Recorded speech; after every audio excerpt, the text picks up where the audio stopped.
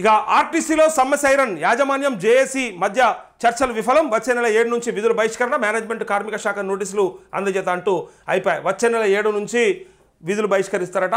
ఇక ఆర్టీసీలో JAC joint action committee ఉంటుంది కదా, ఆ యాజమాన్యంకి ఇటు ఆర్టీసీకి ఇటు పక్క ఆ జేఏసీకి మధ్య జరిగిన చర్చలు అయితే విఫలమైనవి. వాళ్ళు సమ్మెకే పోతామంటా ఉన్నారు.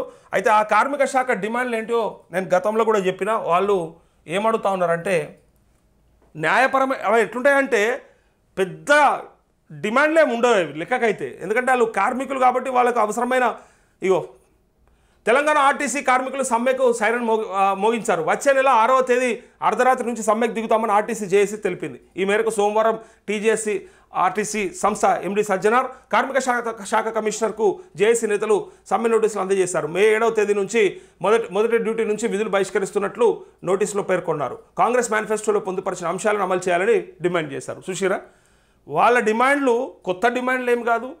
వాళ్ళు గొంతమ్మ కోరికలు ఏం కోరతలేరు. వాళ్ళు అడిగింది మీరు పెట్టుకున్న మేనిఫెస్టోలో, మీ మేనిఫెస్టోలో పెట్టుకున్నటువంటి అంశాలు ఏవైతే ఉన్నాయో వాటిని ఇంప్లిమెంట్ చేయమని అడుగుతా ఉన్నారు. ఇక్కడ చూడండి, ఆర్టీసీ టీజేఏసీ కార్మిక సంఘాల నేతల చర్చలు విఫలం కావడంతో సమ్మెకు పిలుపునిచ్చినట్టు తెలిపారు. అయితే రాష్ట్ర ప్రభుత్వం ఎన్నికలకు ముందు ఇచ్చిన హామీలను నెరవేర్చాలని పేర్కొన్నారు. ఆర్టీసీ లాభాల బాటలో ఉందని ఇప్పటివరకు పీఆర్సీలో ఊసేలేదని మండిపడ్డారు. అంటూ లాభాల బాటలో ఉన్నప్పుడు మరి పీఆర్సీల ఆలోచన చేయాలి కదా, వాళ్ళకి రావాల్సిన బెనిఫిట్స్ ఇవ్వాలి కదా.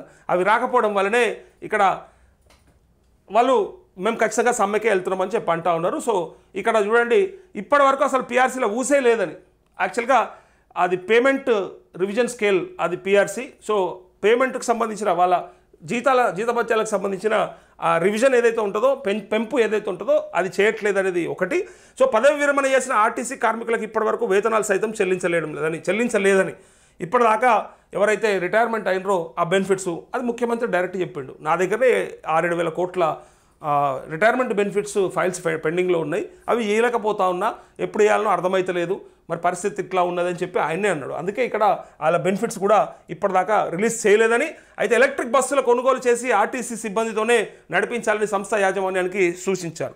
ఎలక్ట్రిక్ బస్సులు కొనుగోలు చేసేట ఆర్టీసీ సిబ్బందితోనే నడిపించాలని. అయితే ఇప్పటికే 40,000 మంది కార్మికులు ఆర్థిక ఇబ్బందులతో రోడ్డున పడ్డారని, తమ సమస్యల పట్ల స్పందించకపోతే సమ్మె బాట పడతామని ఆర్టీసీ ఎండీ సజ్జనార్ లేబర్ కమిషనర్కు 2 సార్లు వినతి పత్రం సమర్పించిన వారిలో కదలిక లేదని ఆర్టీసీ జేఏసీ నేతలు పేర్కొన్నారు. ఆర్టీసీని ప్రైవేట్ శక్తులకు అప్పగించే దిశగా కుట్రలు జరుగుతున్నాయని, ప్రభుత్వం ఇచ్చిన హామీలను నెరవేర్చుకుంటే పెద్ద ఎత్తున ఆందోళన చేపడతామని హెచ్చరించారంటూ ఇక ఆర్టీసీలో సమ్మె సైరన్కి సంబంధించినటువంటి ముచ్చట.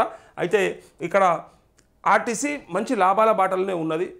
ఎందుకంటే కోట్లాది మంది మహిళలు ప్రయాణం చేస్తూ ఉంటే చాలా ఇన్కమ్ వస్తూ ఉన్నది, రెవెన్యూ జనరేట్ అవుతూ ఉంది. అంటే ప్రభుత్వం నుంచి బిల్లులు వస్తాయి కదా వాళ్ళకి ఆర్టీసీకి.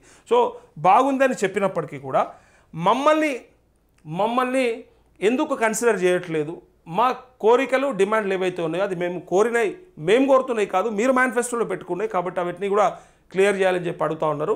ఇంకోటి, ఇప్పటికే 40,000 మంది కార్మికులు ఆర్థిక ఇబ్బందులతో రోడ్డున పడ్డారని చెప్తూ ఇక్కడ స్పందించకపోతే మాత్రం ఖచ్చితంగా వెళ్తాము అని అంటూ ఉన్నారు. సమ్మెకు వెళ్ళే అవకాశం ఉన్నది. ఆల్మోస్ట్ విఫలమైతేనే వీళ్ళు ఇది చెప్పినట్టుగా కనిపిస్తూ ఉంది. సో చూద్దాం.